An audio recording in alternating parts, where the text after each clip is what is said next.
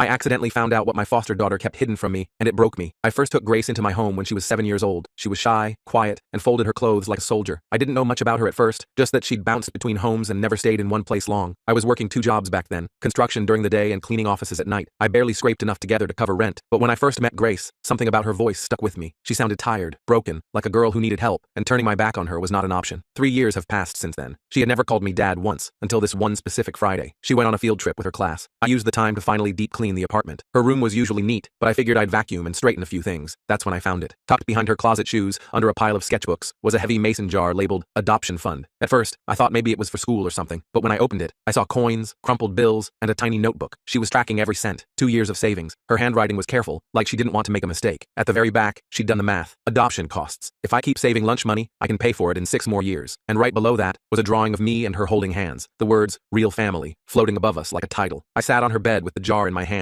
and just stared at it. I didn't cry right away. I just felt this awful squeeze in my chest. All this time, she thought she had to earn her place. That money was the reason I hadn't adopted her. That broke something in me. I didn't tell her I'd found the jar, but I started paying closer attention. She introduced herself at school as just Grace. She smiled too hard when the caseworker came by. She cleaned up after me like she was afraid to make a mess. She'd never asked for anything, not once. I told my friend Trevor about the jar. He said she'd called him before off my phone and asked him for jobs around the construction site. He said he never told me because he figured it was just some inside joke between me and her. That hit me hard. Then one day the caseworker casually mentioned a forever family, had inquired about a girl Grace's age, said it was just protocol, but my heart dropped into my stomach. That night, I barely slept. The next week, her teacher called me about Grace skipping lunches. I didn't understand until I walked in on her counting coins at the table, her eyes wide when she saw me, hands scrambling to cover the jar. She tried to act normal, said she was just organizing, but I knew. A few days later I came home after a double shift. The apartment was spotless. Dinner was waiting. Grace looked exhausted. She stood by the sink and said, "I can be better. Please don't let them take me away." I lost it. Not in anger, just broke down. I brought out the jar and put it on the table. Her face went red. She started crying, told me how she'd overheard the caseworker talk about adoption fees, and thought maybe if she saved enough, I wouldn't have to choose between her and the rent. I told her I was scared too, that I hadn't adopted her yet, because I didn't think I deserved someone like her. I told her I wasn't brave enough to believe I could be a good father. She walked over, opened the notebook, and showed me a page I hadn't seen. Reasons Dad is my dad. It was a list. Things like, he learned how to braid hair. He brings me snacks when he gets off work even when he's tired. He never breaks promises. That was the moment everything changed. We opened a bank account the next day. We called it the Family Fund. Trevor and my other friends helped fix up the apartment for inspection. The caseworker helped us apply for grants I hadn't even known existed. And funny enough, some of the coins in Grace's jar turned out to be collectibles worth way more than face value. 6 months later, I stood next to Grace in a courthouse, and when the judge asked if I wanted to make her my daughter, I didn't hesitate for a second, because she already was my daughter.